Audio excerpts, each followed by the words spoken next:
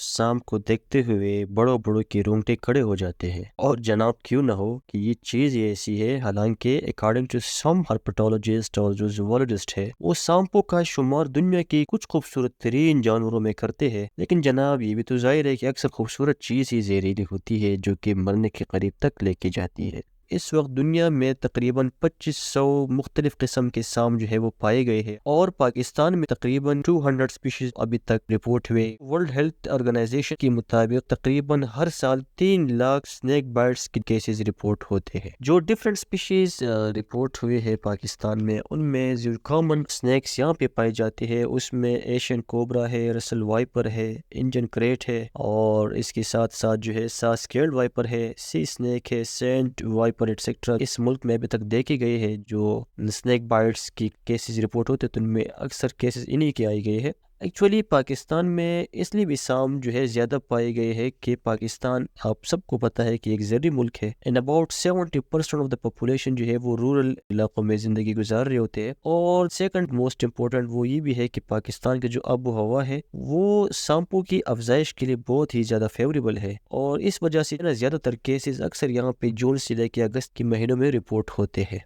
अभी आपको ये बताता चलूँ कि अगर सांप काट ले तो उस वक्त फौरन क्या करना चाहिए, क्या ऐसी लाइफ सेविंग मेजर्स है कि जिसे अपनानी चाहिए। बट इम्पोर्टेंटली ये बात भी नोट करनी चाहिए कि हर सांप जो है वो जहरीला नहीं होता। और सपोज कर लो एक सांप जहरीला भी है और मतलब उसने किसी को काटा भी है, बाइट किया हुआ किसी को, तो ये भी जरूरी नहीं है कि जो पॉइजन है जिसे हम वेनोम बोलते हैं कि उसने खामखा उसको इंजेक्ट किया होगा। ये तजर्बे में ये बात आई है कि about 50% of snake bites are dry bites, यानी ये बाइट तो हो जाता है लेकिन इसमें ये जहर जो है वो इंजेक्ट नहीं करता। दूसरी इंपॉर्टेंट बात ये भी है कि अगर ये जहर इंजेक्ट भी कर ले तो उतनी क्वांटिटी में नहीं करता, मतलब जो बहुत ही ज्यादा जानलेवा साबित हो। कुछ किताबों ने ये भी लिखा है कि अगर सांप काटे और वो उसका जो हेड है ना वो इसको बिल्कुल पीछे की तरफ मोड़ ले तो इसका मतलब ये है कि सांप ने अपना पूरा जो वीनम है, जो वो जहर है, उसने इंजेक्ट किया हुआ है और इसके बाद वो बहुत ज्यादा लेजी भी हो जाता है। तो दीज आर सम साइंस के बंदे को पता चल सकता है कि क्या वाकई सांप ने वेनोम इंजेक्ट किया होगा या नहीं होगा।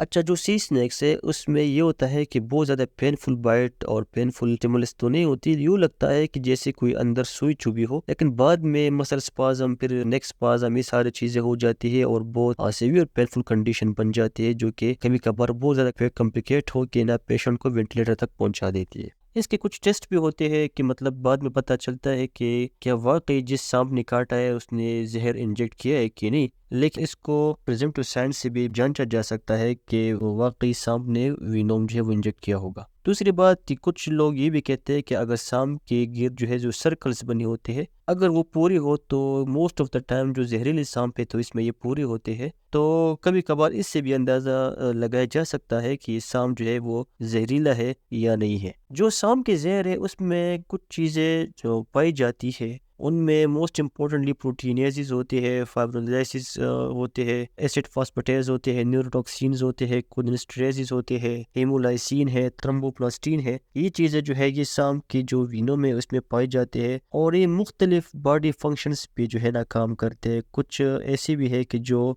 मसल्स को इफेक्ट करते हैं, कुछ नर्व्स को जिसको हम न्यूरोटॉक्सिक बोलते हैं, मायोटॉक्सिक है और इस तरह कार्डियोटॉक्सिक है। तो बहुत सारे सिस्टम को जो है ये इफेक्ट करते हैं और रीनल फेलियर भी काज करती है। तो ये डिपेंड करता है कि ये कौन सा स्नेक है और इसने जो विनोम इंजेक्ट किया हुआ है उसकी क्वांटिटी पर भी डिपेंड करता है और पर्सनल जो इम्यूनिटी स्टेटस है उस पर भी डिपेंड करता है कि कौन सा सिस्टम जो है वो ज़्यादा जो है इफेक्ट होगा। अगर सांप किसी को काट ले तो सबसे पहले ये करें आप कि आप घबराएं नहीं। जितना आप घबराएंगे तो आपका हार्ट रेट ज़्यादा होगा और आपकी सर्कुलेशन ज़्यादा हो जाएगी और जो जहर आपको इंजेक्ट किया गया है वो मज़ीद जो है उसकी एब्जॉर्प्शन रेट ज़्यादा हो जाएगी और वो जिस्म में मज़ीद फैलेगा। तो इम्पोर्टेंटली अपनी हवास को काबू में रखना है। और सेकंड मोस्ट इम्पोर्टेंट थिंग कि जहाँ पे सांप ने काटा है तो वहाँ जो निशान बना हुआ है जिसको हम फैंग मार्क्स बोलते हैं उसको मार्क करना है या इंसर्कल करना है, क्योंकि ये बाद में जब आप हॉस्पिटल जाएंगे तो इससे डॉक्टर्स अंदाज़ा लगाते हैं कि वेदर जो स्नेक था वो पॉइजनस था या नहीं था या कितनी इंटेंसिटी से स्नेक ने बाइट किया है।